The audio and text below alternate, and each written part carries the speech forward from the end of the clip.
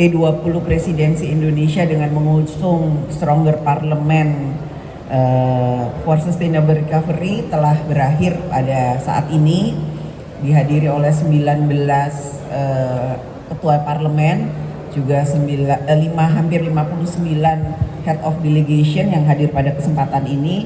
Alhamdulillah kita sudah bisa menyelenggarakan Parliamentary 20 dalam rangka menuju presidensi G20 yang akan nantinya dilaksanakan oleh pemerintah pada bulan November yang akan datang.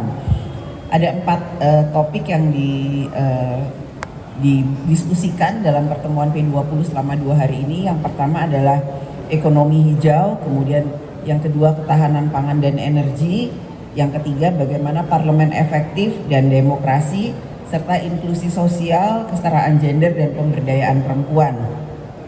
Dari hasil diskusi semua negara G20 dan tamu-tamu negara yang ikut datang pada kesempatan ini berkomitmen bagaimana kita bisa bekerja bersama menciptakan perdamaian dunia, kemudian memberikan harapan baru atau new hope bagi dunia internasional, bahwa kita mau hadir berkomitmen untuk bagaimana menciptakan dunia menjadi lebih damai dan bagaimana kemudian dunia global penuh dengan kesejahteraan sosial tanpa kemudian saling membedakan antara yang kaya dengan yang miskin, kemudian juga tidak membedakan laki dan perempuan, dan bagaimana kemudian semua negara merasakan manfaat dari kebersamaan dunia global yang ada, sehingga kita semua mempunyai satu harapan bahwa ke depan pasca pandemi COVID-19 ini tidak ada satu negara pun yang kemudian ditinggal.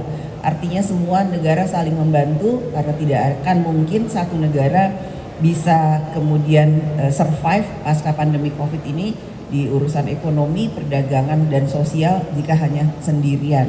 Jadi dalam kesempatan ini alhamdulillah P20 yang menjadi tuan rumahnya adalah Indonesia, Parlemen DPR RI sudah berhasil membuat satu komitmen, walaupun kesepakatannya itu tidak bisa menjadi joint statement karena memang ini menjadi hak chair, namun semua pendapat, komitmen, dan saran masukan sudah kami cantumkan dalam keputusan yang sudah disepakati oleh semua negara.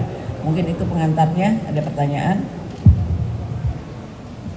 Selamat pagi Bu Puan, saya Anisha dari Merdeka.com. Saya punya ada beberapa pertanyaan Bu. Tadi Ibu sebutkan ada 19 negara parlemen ya Bu ya. Boleh tahu Bu apakah itu semuanya hadir atau ada yang diwakili, maksudnya tidak hadir, dan apakah mereka hadir secara virtual? Itu yang pertama. Yang kedua, menyinggung tadi yang Ibu sampaikan, apakah ada perbedaan pendapat antara negara atau delegasi dalam forum tersebut di masing-masing sesi diskusi? Lantas jalan tengahnya yang disepakati apa? Terus khususnya untuk masalah ketahanan pangan dan energi yang tadi Ibu titik beratkan juga. Selanjutnya masih terkait ketahanan pangan, apakah ada kesepakatan untuk memastikan tidak ada lagi gangguan rantai pasokan Bu? Karena kan ancaman resesi juga tahun depan dari sumbernya yang sama. Terus itu aja dulu. Terima kasih. Yang pertama, pertemuan ini tidak ada virtual, semuanya offline, semuanya hadir. Jika kemudian ketua parlemen yang tidak hadir diwakili oleh wakil ketua parlemen atau kemudian delegasi yang ditunjuk anggota MP-nya atau member of parlemennya atau anggota DPR-nya. Jadi semua negara mengirimkan perwakilannya, namun hampir 19 ketua DPR hadir pada pertemuan ini.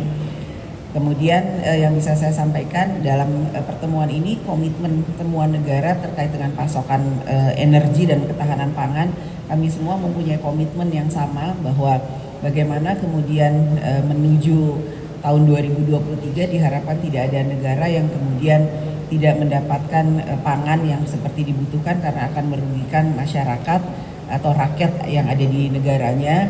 Juga bagaimana kemudian kami mendukung, mendorong jangan sampai dalam masalah keamanan, keselamatan dan urusan pangan ini kemudian perempuan dan anak menjadi korban yang terbesar. Semua komitmen itu disampaikan tentu saja dengan cara dan pendapat dan pandangan yang berbeda-beda. Dalam semua sesi kami menyepakati bahwa tidak ada negara yang saling menyerang, tidak ada negara yang kemudian saling menyalahkan. Namun tentu saja dalam diskusi kami mempersilahkan semua negara untuk menyatakan pendapatnya sesuai dengan harapan, cita-cita dan tujuan dari semua negara yang tadi menyampaikan pendapatnya masing-masing.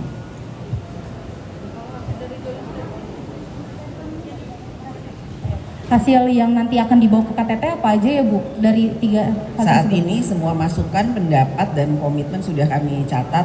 Nanti akan menjadi satu kesimpulan yang tentu saja ada sesi khusus untuk bisa membuat itu menjadi satu kesimpulan yang nanti akan disampaikan dalam presidensi atau G20 yang akan datang. Cukup? Statementnya belum ada. Nggak ada joint statement, tidak karena ada. memang joint statement pada saat ini tidak ada kami menyepakati tidak ada joint statement, tapi semua pendapat, masukan, komitmen sudah dicatat. Yang satu soal ekonomi hijau, itu penerapannya untuk di Indonesia bagaimana dan hasil kerjasamanya seperti apa? Dan yang kedua, untuk ketahanan pangan ini, untuk bisa diekspor ke luar negeri, terutama negara dengan 4 musim, bagaimana cara memperbaiki kualitas pangan itu sendiri? Itu saja, terima kasih Bu. Yang pertama terkait dengan green economy atau ekonomi hijau, tentu saja masukan yang kami dapatkan dalam forum P20 ini akan kami sampaikan, akan kami diskusikan kepada eksekutif atau pemerintah, karena yang memegang program secara teknis di lapangan adalah kementerian dan lembaga. DPR RI hanya kemudian menampung aspirasi, menyampaikan, kemudian melakukan fungsi-fungsinya, yaitu fungsi pengawasan dan budgetingnya agar program pemerintah bisa terimplementasi di lapangan. Kemudian satu lagi apa tadi? Ketahanan pangan.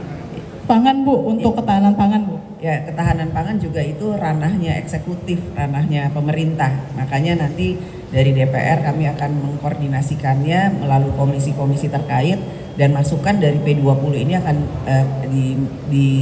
diberikan kepada pemerintah untuk bisa diimplementasikan di lapangan, karena teknisnya itu ada di pemerintah, ada di eksekutif. DPR hanya memberikan masukan, kemudian melakukan pengawasan terhadap program ketahanan pangan dan ekonomi hijau yang akan dilakukan oleh pemerintah. Cukup ya, makasih semuanya.